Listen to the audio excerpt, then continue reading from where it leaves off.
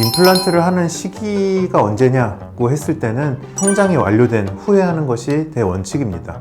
임플란트를 했는데 거기서 뼈의 성장이 일어나거나 이렇게 되면 여러 가지 교합이나 이런 것들도 바뀔 수도 있고 위치도 그렇고 하기 때문에 기본적으로는 성장이 완료가 된 이후에 하게 되는데, 오늘 말씀드릴 환자는요 더 어려요. 원장님이 해보신 환자분 중에 가장 어린 추격하는 아니요. 외상이 있거나 병적인 얼굴의 어떤 뭐 종양, 그런 아주 특수한 경우가 아니라고 했을 때는 거의 제일 좀 어린 축에 속하지 않았을까. 안녕하세요. 저는 정선비 정한울입니다. 아마 종종 주변에서도 경험을 하신 분들이 있으실 거예요. 영구치 결손이라는 게 있어요. 유치가 이제 빠지게 되고 밑에 이제 영구치 씨앗들이 그 뒤로 이어서 이제 나와야 되는데 영구치 씨앗이 없는 거죠. 근데 이제 영구치가 없다 보니까 이 유치가 오랫동안 남아서 최대한 쓰는 데까지 쓰는 거죠. 그래서 이제 이런 경우들을 유치의 만기잔존이라고 얘기를 합니다. 오늘 말씀드릴 환자분은 고3 여자 어린 환자분이고요. 이 사진 보고 어떤 게 유치인지 혹시 맞추실 수 있으실까요?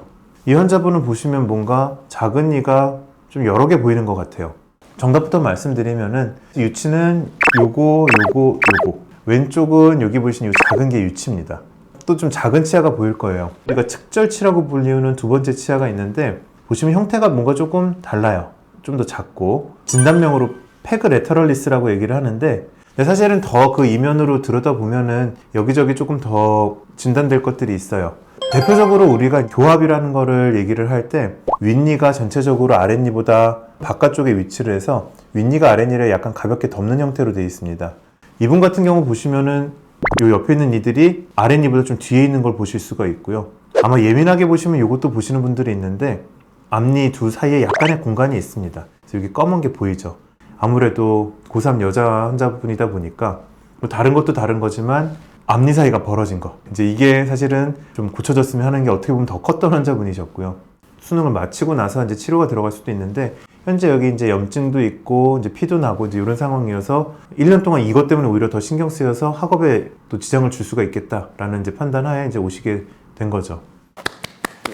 우선은 해결을 해드렸죠. 일단 이 유치, 염증기 있고 흔들리는 요것들을 일단은 발치를 하고 임플란트를 하고, 그동안에 작은 앞니, 그다음에 앞니들 벌어진 요 부분들은 투명 교정 장치를 이용해서 이 공간을 좁히고, 교정이 완료된 다음에는 요 작은 앞니들은 라미네이트를 통해서 정상적인 형태로 회복을 시켜주고, 그동안에 임플란트 부분들은 뼈랑 이제 굳게 되면은 최종 보철물이 올라갈 수 있도록 이제 이렇게 계획을 했던 분입니다.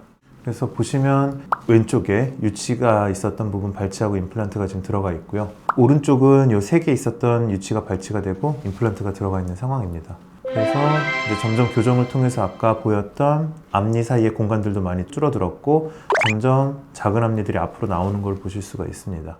이제 작은 앞니도 라미네이트 할 정도가 이제 됐고, 그래서 그 시간 동안 임플란트는 충분히 굳었다는 판단하에 2차 수술이 지금 진행된 모습들입니다. 현재 최종적인 보철이 들어간 상태예요. 투명 교정이 되게 효과가 좋은 것 같아요. 이분은 이제 다른 큰 변화들이 아니라 앞니에 그런 약간의 공간을 닫고 이런 라미네이트를 하기 위해서 약간의 이동을 위한 정도였기 때문에 충분히 이제 이런 정도는 투명 교정 장치로도 이렇게 좋은 결과를 충분히 얻을 수 있고요. 현재 이제 이런 상태로 마무리를 하려고 했는데 이제 환자분께서 이제 앞니의 밝은 치아들 대비 좀 어두운 남아있는 본인 치아가 좀 어둡게 느끼시고 해서 공부에 지장이 되지 않는 선에서 미백을 좀 계획을 하고 있습니다. 최종 치료 기간이 최종 치료 기간은 그래서 고3 초반에 오셨었고 한 7개월 정도 걸렸던 것 같아요. 네, 물론 이제 이분을 그래서 이제 보여드린 큰 이유가 아까 이제 고3 수험생인 상황이었고, 이게 나중에 할 수도 있지만 이게 신경 쓰여서 또 공부가 안 될 수도 있거든요. 충분히 그럴 수 있을 거라고 봅니다. 참고로 졸업했어요. 아, 그러네요. 입시 끝나신 걸 축하드리고요. 원하는 결과가 나오셨는지는 제가 모르겠습니다만은 비교적 길지 않은 기간 동안에 임플란트와 간단한 정도의 교정 치료와 라미네이트와 이런 것들을 통해서 만족할 만한 결과가 나왔기 때문에 환자분께서도 이제 성인이 되셨고 자연스러운 미소, 밝은 미소를 지으면서 생활을 하실 수 있지 않을까 생각이 듭니다. 저도 딸아이의 아빠로서 보람이 있었던 그런 환자지 않았나 싶습니다. 구독과 좋아요 부탁드립니다. 오늘 이제 소개시켜드렸던 케이스는 어린 나이에 임플란트 한다는 것 자체가 해도 되나 라고 생각이 드시겠지만 일단 성장이 완료가 되었다면 그리고 이제 상황에 맞게 적절한 치료가 된다면 임플란트도 가능할 수가 있습니다. 고민하지 마시고 이런 전문가들인 치과에 들리셔가지고 상담을 받아보시는 걸 추천을 드립니다. 지금까지 정선비 정한울이었습니다. 구독과 좋아요 부탁드릴게요. 목소리가 점점 작아지네요. 감사합니다.